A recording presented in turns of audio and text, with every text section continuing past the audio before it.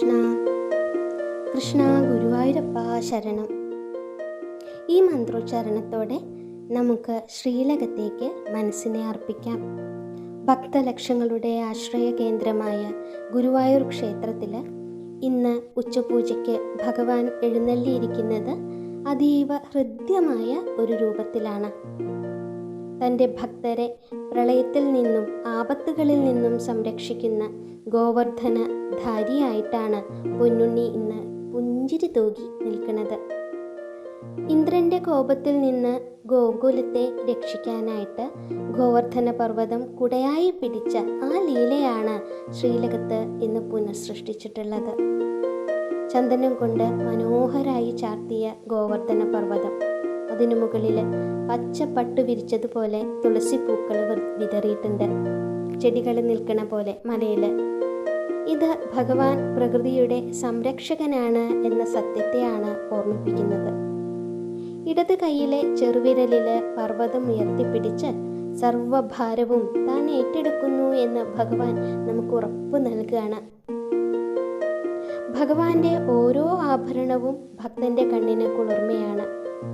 ഐശ്വര്യത്തിൻ്റെ പ്രതീകമായ കാശിമാല, മുല്ലപ്പൂവിൻ്റെ വിശുദ്ധിയുള്ള മുല്ലമൊട്ടുമാല, സ്വർണത്തിൻ്റെ തിളക്കമുള്ള വിവിധ ഹാരങ്ങൾ കണ്ണൻ്റെ കഴുത്തിൽ മാറിൽ ആയിട്ട് ഇങ്ങനെ ചാർത്തിയിട്ടുണ്ട്. കൈകളിൽ തോൾവളകളും കൈവളകളും ശോഭിക്കുന്നുണ്ട്. പിച്ച വയ്ക്കുന്ന ആ ഉണ്ണിക്കാലുകളിൽ പൊൻതളകൾ കിളിങ്ങണുണ്ട്.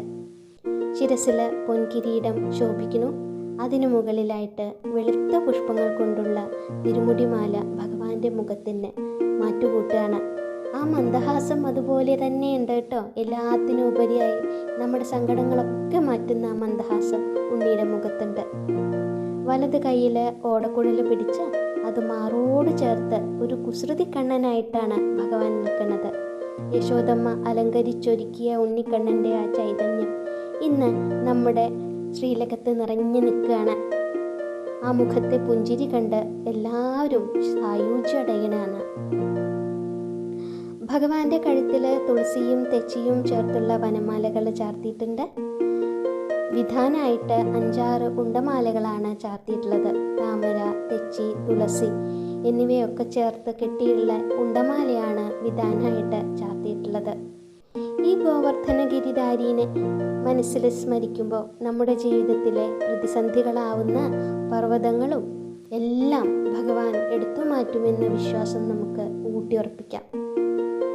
അമ്മയുടെ മടിയിൽ ഒളിക്കുന്ന ആ കുഞ്ഞു കണ്ണൻ നമ്മെയും നമ്മുടെ എല്ലാവരെയും, സന്മനസ്സുള്ള എല്ലാവരെയും അവർ ഭഗവാന്റെ കാരുണ്യത്തിൽ സംരക്ഷിക്കട്ടെ. നമുക്കെല്ലാവർക്കും ഒരുമിച്ച് ചേർന്ന് നാമം ജപിക്കാം.